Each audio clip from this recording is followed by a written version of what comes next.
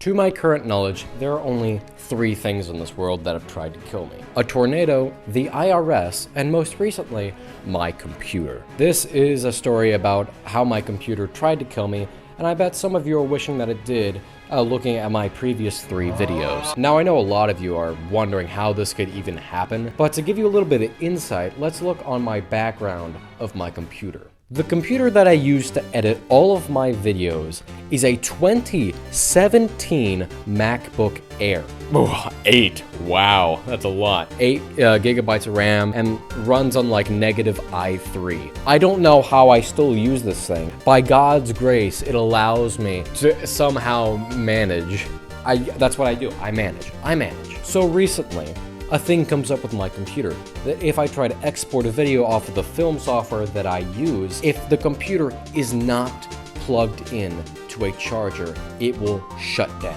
In fact, one of my friends, Laurent, was there the first time that this actually happened. He was laughing hysterically as I was actually trying to give CPR to my computer as I had no idea what it was doing. And if your computer randomly shuts down, you assume that it is dead completely. Well, now you have an update on how awful my computer is. You might be wondering, Jonah, how did this happen again? How did your computer try to kill you? That is a wonderful question.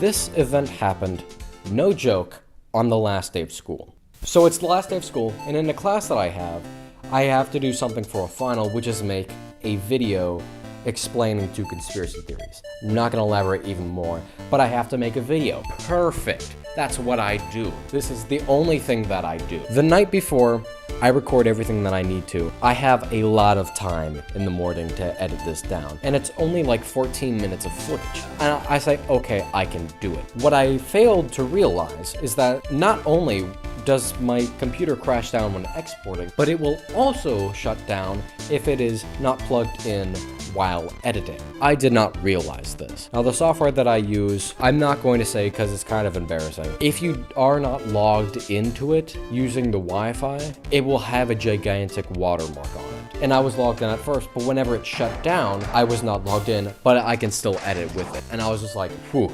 we're good.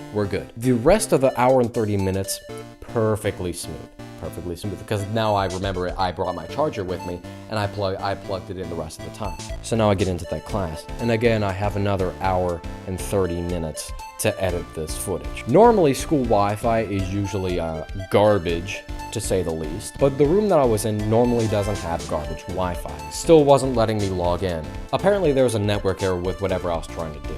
And I was just like, okay, I'm gonna go into Google, see if I can kickstart it. Try and look something up, and Google comes up with a strange message, one that I've never seen before. It said the time and date on my computer was incorrect, and to establish a secure connection, I would have to reset it. And I was really confused at first because everything looked right, and it was just then that I realized that when my computer initially restarted, it had convinced itself that today's date was December 31st of 2020. This was not the first time that this has happened. It has happened before. But whenever I went to Google, it changed automatically. It did not change automatically this time. Along with the error message, Google also gave me a way to go to it. It said that you need to go to System Preferences and then go to Date and Time from there. Excellent. I can fix the problem easy. I go to System Preferences. I click on Date and Time.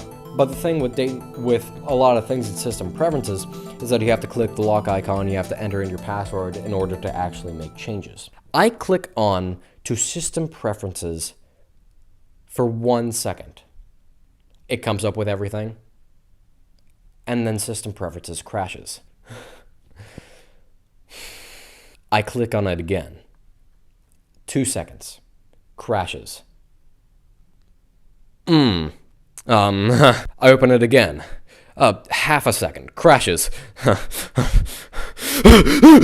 It is right at this moment where I realize that I am trapped in an endless loop.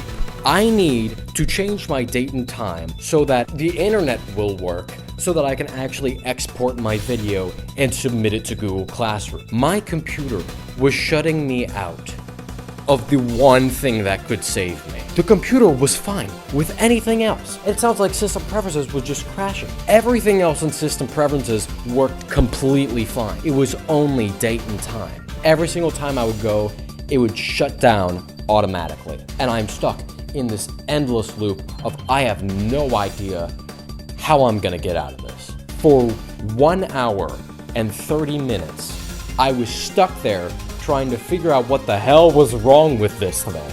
I'm not sure if I mentioned this, but we were supposed to have our projects done at the end of class. Panic levels are high, ironically, and I take one hard look at that damn machine. And then I look to the charger. And then I look back at the computer. And then I go,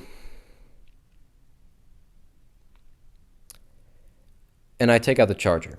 Because I had the genius thought of the thing that got me into this mess in the first place was the computer shutting down and killing itself. Because again, my computer will die if it is not plugged in and I try to export something. The final video was 8 minutes. And so, sure enough, it gets to 87% on the export and it dies. Good.